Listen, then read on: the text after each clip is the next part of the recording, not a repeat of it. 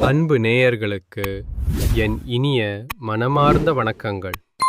துலாம் ராசிக்கார நேயர்களாகிய உங்களை இந்த வீடியோ பதிவின் மூலமா சந்திக்கிறதுல எனக்கு ரொம்பவே மகிழ்ச்சிங்க. நம்ம இன்னைக்கு வீடியோ பதிவுக்குள்ள முழுமையா போறதுக்கு முன்னாடி அந்த முழு முதற் கடவுள் நம்ம சரவண பொய்கை வேலவன, தணிகை மலை முருகன மனதார வேண்டி விரும்பி வணங்கிட்டு வீடியோ பதிவுக்குள்ள போகலாங்க.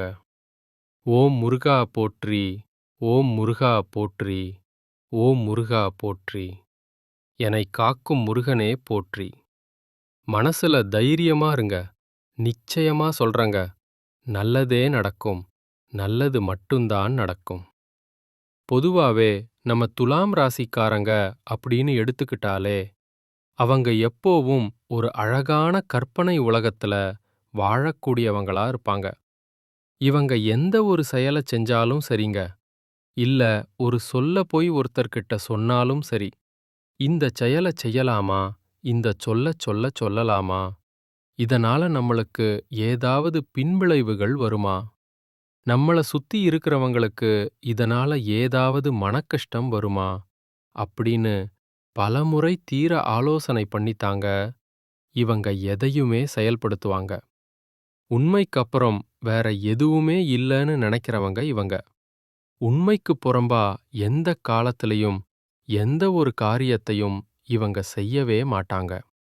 முக்கியமா இவங்க நட்புக்கு தான் முதல் மரியாதை தருவாங்க. நட்புக்கு ரொம்ப முக்கியத்துவம் கொடுக்கறவங்க இவங்க. அதே நேரத்துல ஒரு நண்பனுக்காக தன்னோட உயிரை கொடுக்கக்கூட இவங்க தயங்கவே மாட்டாங்க. இவ்வளவு அருமையான மேன்மையான நற்குணங்களைக் கொண்ட துலாம் ராசி அன்பர்களே, எல்லாரும் எப்படிங்க இருக்கீங்க? நலமா இருக்கீங்களா? சௌக்கியமா இருக்கீங்களா? ஏங்கம்மா, நீங்க வேற எங்களை பார்த்து இப்படி ஒரு கேள்வி கேட்குறீங்களே. நாங்க எங்கம்மா நலமா இருக்கோம். எங்க வாழ்க்கையில இப்போ இருக்கக்கூடிய பிரச்சனைகளை பார்த்தா நாங்க நலமா இருக்கிற மாதிரியா உங்களுக்கு தெரியுது அப்படின்னு உங்க மனசுக்குள்ள நீங்க நினைக்கிறது எனக்கு தெள்ளத் தெளிவா புரியுதுங்க துலாம் ராசிக்காரர்களே. ஆனா ஒண்ணு மட்டும் மனசுல ஆழமா பதிய வச்சுக்கோங்க. உங்க வாழ்க்கையில இதுவரை நீங்க அனுபவிச்ச இந்த சோதனையான கஷ்டமான சூழ்நிலை எல்லாமே இனி வரக்கூடிய காலங்கள்ல கானல் நீரா அப்படியே மறைஞ்சு போகப் போகுதுங்க. உங்களுடைய நீண்ட கால ஆசைகள், நிறைவேறாத கனவுகள் எல்லாமே இந்த 2026 ஒவ்வொன்னா நிறைவேறப் போகுது. திருமணமாகாதவங்களுக்கு இருந்த அந்த திருமணத் தடைகள் எல்லாம் இப்போ நீங்கி நல்லபடியா சுபகாரியம் நடக்கப் போகுதுங்க. மழலை செல்வம் இல்லையேன்னு ஏங்குற தம்பதிகளுக்கு குழந்தை பாக்கியம் கிடைக்கப் போகுது. குறிப்பா பூர்வீக சொத்து ரீதியா உங்களுக்கு இதுவரை இருந்த அத்தனை இழுபறிகளுக்கும் கோர்ட் கேஸ் பிரச்சனைகளுக்கும் ஒரு சுமூகமான தீர்வு கிடைக்கப் போகுது. உங்களுக்கு நியாயமா வரவேண்டிய அந்த பூர்வீக சொத்து தானாவே உங்க கைக்கு வந்து சேரப்போகுதுங்க. வாழ்க்கையில ஒரு செட்டில்மெண்ட் வரப்போகுது. புதுசா நிலம் வாங்க போறீங்க, கார் வாங்க போறீங்க. உங்க வாழ்க்கையே ஒரு அருமையான வாழ்க்கையாக மாற்றமடைய போகுது. உங்களை விட்டு பிரிந்து சென்ற உறவுகள், உங்களை வேண்டாம்னு ஒதுக்கி வச்சவங்க எல்லாரும் இனி வரக்கூடிய காலங்கள்ல உங்களை தேடி வரப்போறாங்க. உங்க வாழ்க்கையில இருந்த அனைத்து பிரச்சனைகளுக்கும் தீர்வு கிடைக்கக்கூடிய ஒரு பொற்கால மாதமாக இந்த மாசம் உங்களுக்கு அமைஞ்சிருக்குதுங்க. துலாம் ராசிக்காரர்களே, மற்றவங்களை விட நீங்க உயர்ந்தவரா இருக்கிறதுல பெரிய பெருமை இல்லைங்க. உங்களுடைய கடந்த காலத்தை விட இன்னைக்கு நீங்க உயர்ந்தவரா மாறுறது தான் உண்மையான பெருமை. 2026 ஆண்டு துலாம் ராசிக்காரர்களுக்கு உங்க விதியை நீங்களே மீண்டும் எழுதுவதற்கான ஒரு மாபெரும் வாய்ப்பாக அமையப்போகுது. துலாம் ராசிக்காரர்களுக்கான இந்த 2026 ஆண்டின் கிரக நிலைகள் எப்படி இருக்குங்கிறத நம்ம இப்போ இன்னும் விரிவா பார்த்து தெரிஞ்சுக்கலாங்க. ஜனவரி மாதம் துலாம் ராசிக்காரர்களின் வாழ்க்கையில ஒரு அரிதிதான் பிரபஞ்ச சேர்க்கை நடக்கப் போகுதுங்க. இந்த ஜனவரி மாசத்துல ஆகாயத்துல பல தசாப்தங்களாக, அதாவது பல வருஷங்களா காணப்படாத ஒரு அபூர்வ நிகழ்வு நடக்கப் போகுது. தனம் மற்றும் பராக்கிரமத்தின் அதிபதியான செவ்வாய் பகவான் தனது உச்ச ராசியில் நுழையப் போறாரு. அங்கே ஒரு மிக சக்தி வாய்ந்த சதுர்க்கிரக யோகம் உருவாகி வருதுங்க. பொதுவாவே ஆற்றல் அதிகமா இருக்கும்போது அது வரம் மற்றும் விநாசம் ஆகிய இரண்டின் திறமையும் கொண்டிருக்கும். ஆனா இந்த சதுர்க்கிரக யோகம் உங்களுக்கு அபரிமிதமான செல்வத்தையும் ரியல் எஸ்டேட் மற்றும் தொழில்ல ஒரு இமாலய உச்சத்தையும் கொடுக்க போகுதுங்க. சனி பகவான் இப்போ உங்க 6ஆம் வீட்ல அமர்ந்திருக்கிறார். ஜோதிட ரீதியா 6ஆம் வீடு அப்படிங்கிறது நோய், கடன் மற்றும் ஆனா துலாம் ராசிக்கு சனி பகவான் ஒரு யோகக்காரகன். இங்கே அமர்ந்து அவர் உங்கள் எதிரிகளை அப்படியே சைலண்டாக்கி அமைதிப்படுத்துவாரு. உங்களுடைய கடின உழைப்பு ஒரு துளி கூட வீணாகாமல் இருப்பதையும் அவரே உறுதி செய்கிறாரு. தேவகுரு பிரகஸ்பதி இப்போ உங்க 9ஆம் வீட்ல, அதாவது பாக்யஸ்தானத்துல ரொம்பவே பலமா அமர்ந்திருக்காங்க. இங்கிருந்து குரு பகவானுடைய 5ஆம் பார்வை நேராக உங்க லக்னத்தின் மீது விழுதுங்க. இதோட அர்த்தம் என்ன தெரியுமா? தெய்வத்தாலேயே கொடுக்கப்பட்ட தெய்வீக அருளுங்க. இனி எத்தனை கஷ்டங்கள் வந்தாலும் சரி, ஒரு கண்ணுக்குத் தெரியாத சக்தி உங்களை நிச்சயமா இந்த காலகட்டத்துல காப்பாத்தும். ஜனவரி மாதம் சூரியன், செவ்வாய் மற்றும் உங்கள் ராசி அதிபதியான சுக்கிரன், இந்த 3 கிரகங்களும் உங்கள் 3ஆம் வீட்ல அமர்ந்துள்ளாங்க. ஜோதிடத்துல 3ஆம் வீடு என்பது பராக்கிரமம் மற்றும் முயற்சிங்க. அதனால இந்த ஆண்டின் தொடக்கம் உங்களுக்கு ரொம்ப எளிதா இருக்காது. நீங்க கைய நீட்டணும், நீங்க ஓடணும்.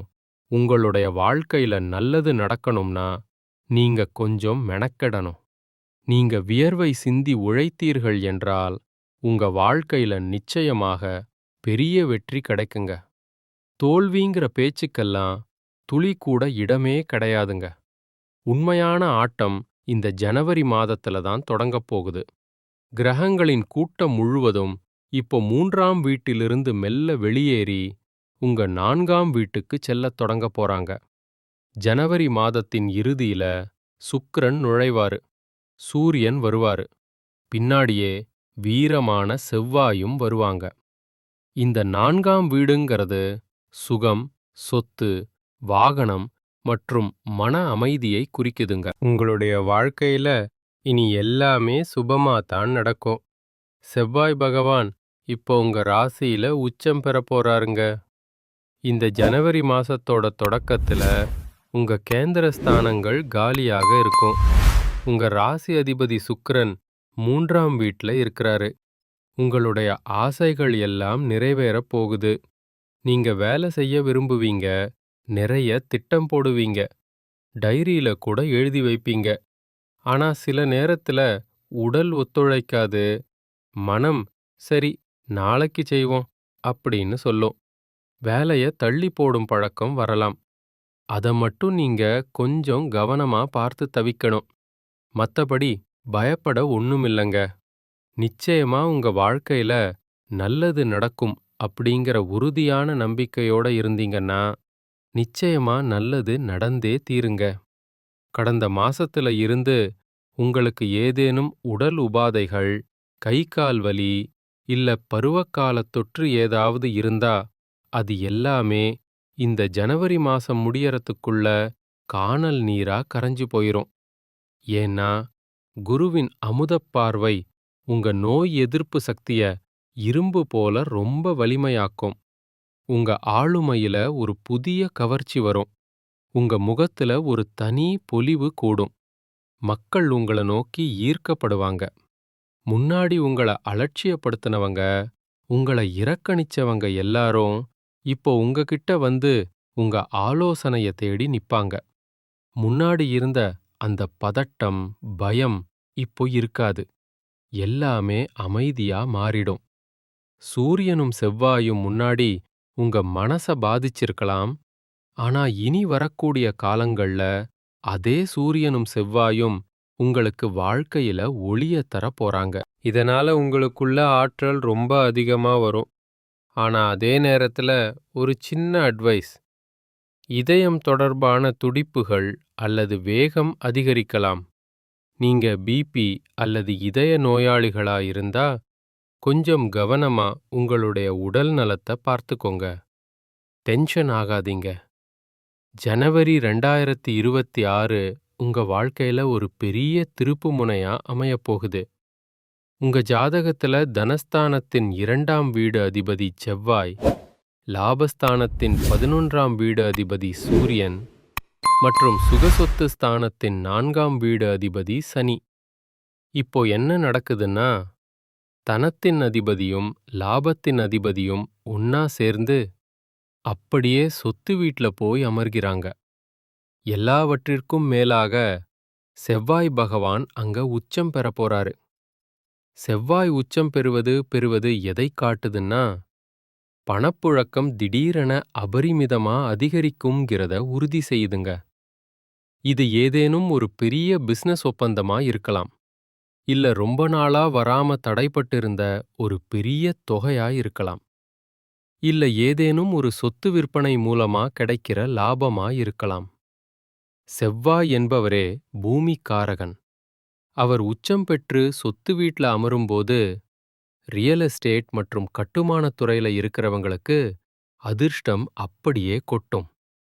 கடந்த பல வருஷங்களா நீங்க சொந்த வீடு வாங்கணும்னு கனவு கண்டு கொண்டிருந்தாலோ அல்லது நிலம் வாங்க நினைத்து அது நடக்காம தள்ளி போய்க்கிட்டே இருந்தாலோ, இந்த ஜனவரி மாசம் முடியறதுக்குள்ள நீங்க அந்த சொத்துக்கான அனைத்து பத்திரங்களையும் ஆவணங்களையும் தயாரா உங்க கையில வச்சுக்குவீங்க. சுக்கிரன் மற்றும் செவ்வாயின் சேர்க்கை 4ஆம் வீட்ல நடக்கிறதால உங்களுடைய வருமானம் பல மடங்கு அதிகரிக்கப் போகுதுங்க.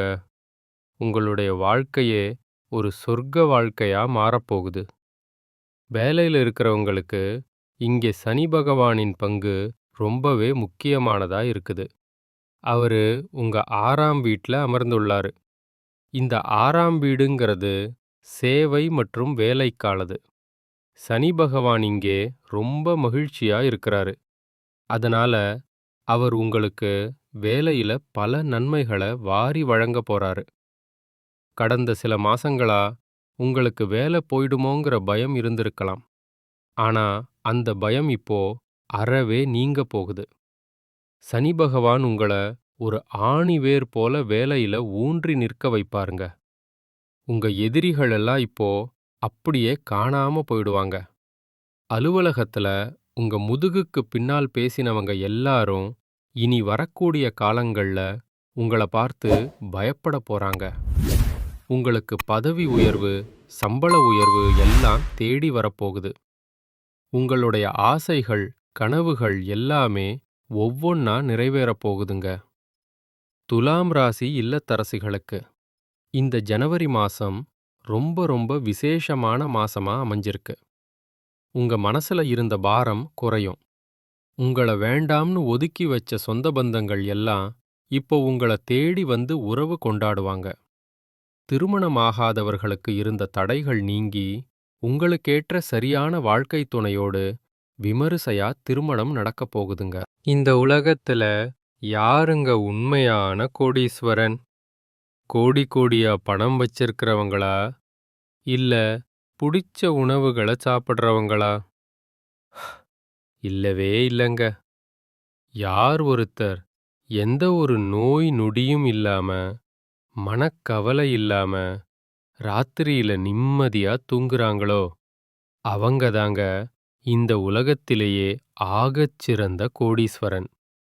அப்படிப்பட்ட ஒரு நிம்மதியான கோடீஸ்வர யோகம் உங்களுக்கு இந்த மாசம் அமைஞ்சிருக்குதுங்க.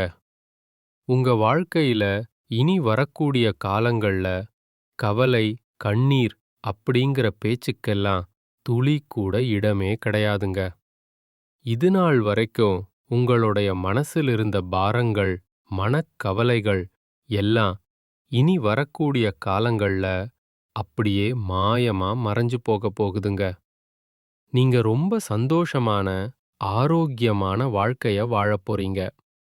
உங்க வாழ்க்கையில சந்தோஷம் நிரந்தரமா நிலைச்சிருக்க போகுதுங்க. நல்லதே நடக்கும். நல்லது மட்டும்தான் நடக்கும். நன்றி.